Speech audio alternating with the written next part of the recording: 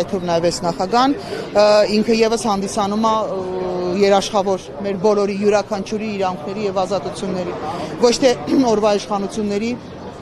կապրիզների սպասարկող։ Եվ ակնկալիք ունենք, որ գոնե պատուհանից, եթե աշխատանքի առհասարակ գալիս է, որտեղ ես չեմ հասկանում, ինքը գալիս է աշխատանքի, չի գալի, ինքը կա, չկա, բացի պանիխի դա գնալուց ֆոտո անելուց, ուրիշ ինչ որ կամ չգիտեմ ինչ են անում, ուրիշ գործառույթ ինքը իրականացնում է, թե չէ։ Հետևաբար ես ակնկալիք ունեմ, որ օրերից մի օր կգա աշխատանքի, իսկ սա լինելու է շարունակական, ստիպված է լինելու բախվել նրա հետ, որ այստեղ կան մարդիկ, որոնք որ Իրանից ակնկալում են եւ պահանջում են իրականացնել իր սահմանադրական պարտականությունները։ Տիկին Կարապետյան, դուք չեք կարծում, որ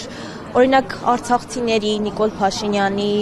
ընդդիմադիրների նկատմամբ այս ամեն ինչը կիրառվում հատուկ ընդգծված վերաբերմունք կարծես լինի։ Արցախցիների նկատմամբ իսկապես կա հատուկ ընդգծված ատելություն եւ ես վստահ եմ, որ որևէ մեկ այլ խմբի նկատմամբ այսպիսի ատելության խոսք որևէ մեկս համարձակվեինք տարածել, մենք անմիջապես գլխավոր դատախազությունը մեր վերաբերյալ բազմաթիվ քրեական գործեր էր հարուցել, ես համոզված եմ դրանում,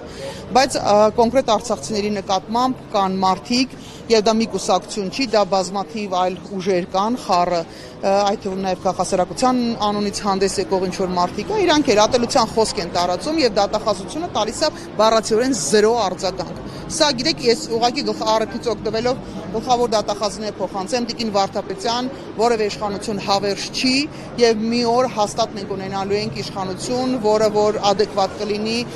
օրենքներին ու սահմանադրությանը կհետևի եւ ես համոզված եմ, որ այդ թվում նաև գլխավոր դատախազը պատասխանատվությամբ կենթարկվի այս տոտալ անպատասխանատու վիճակի համար։